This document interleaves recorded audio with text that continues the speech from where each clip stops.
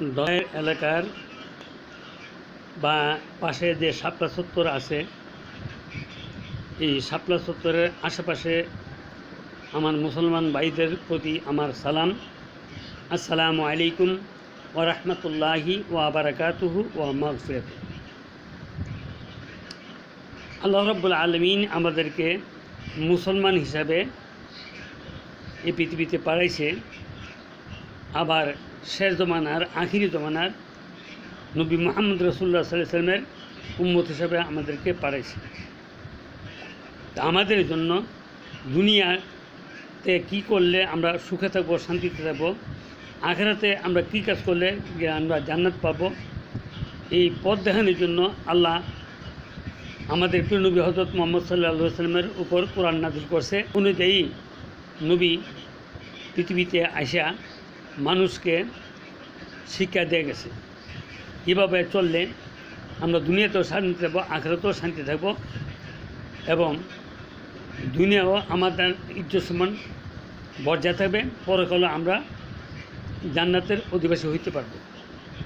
এই জন্য আমি বলি, এই দরকার এলাকার বা শাপলা চত্বরের ভাই বোন যদি আগে হয়তো কোরআন শরীফ পড়েন নাই, এখন কোরআন শরীফ পড়তে মনে বড় আক্ষেপ যে আমি সবাই কোরআন শরীফ পড়তে পারে, আমি কোরআন শরীফ পড়তে পারলাম না, আমি আগে পড়িনি, এখন পড়ব মনে চা। ভাই, লেখাপড়ার সময় কোনো শেষ নাই। জন্ম থেকে এই 8-9 বছর বয়স থেকে নিয়ে আসে মৃত্যুর আগ পর্যন্ত এই সময়ের ভিতরে আমরা শিক্ষা গ্রহণ করতে পারি। যারা ভালো করে কোরআন শরীফ পড়তে পারেন নাই, এবং এমনও হতে পারে যে ছেলেরা স্কুলে লেখাপড়া করছে তারা হয়তো ভালো করে পড়ে নাই, কিন্তু মাদ্রাসাতে যারা পড়ে তাদের সাথে কোনো কথা নেই, তারা তো কোরআন হাফেজ হয় বা কোরআন সম্বন্ধে অভিজ্ঞতা আছে, ভালো করে শুদ্ধ করে শিখছে। কিন্তু যারা স্কুলে পড়ে তারা সবাই কিন্তু শুদ্ধ করে ভালো করে পড়তে পারেনি। তবে কোরআন শরীফ শিক্ষা করা ফরজ, আর সবসময় পড়া হলো নফল। অবশ্যই প্রত্যেকটা মুসলমান পুরুষ এবং মহিলাকে পবিত্র কোরআন শরীফ শিক্ষা করতে হবে। হ্যাঁ, এবং আমরা যখন নামাজ পড়ব, এই নামাজের মধ্যে আমরা সূরা কেরাত পড়তে হয়, এরপরে তাশাহুদ, দুরূদ শরীফ, দয়মা সূরা এগুলি পড়তে হয়। এগুলি এবং রুকু তসবিহ, সেজদা তসবিহ এগুলি যদি শুদ্ধ না হয় তাহলে তো আমাদের নামাজের মধ্যে ব্যাঘাত ঘটবে। এই জন্য প্রত্যেকটা মুসলমান পুরুষ এবং মহিলার উপর কোরআন শরীফ শিক্ষা করা ফরজ। এরপরে নামাজ সম্বন্ধে অভিজ্ঞতা থাকা, শিক্ষা থাকা, এলেম থাকা দরকার। হ্যাঁ, নামাজের ফরজ, নামাজের ওয়াজিব, হ্যাঁ, নামাজের সুন্নত, গোসলের ফরজ, গোসলের সুন্নত, এরপরে উজুর ফরজ, উজুর সুন্নত, এরপরে আরও অন্যান্য যে দোয়াগুলি আছে এগুলি আমাদের অবশ্যই শিক্ষা করা দরকার। তো কথা বেশি বাড়াই লাভ নাই, আমি আশেপাশে আসি। আমি এই শাপলা চত্বর এর দক্ষিণ পাশে 283 নম্বর বাড়ি, সবুজা ভিলা আমি আসি।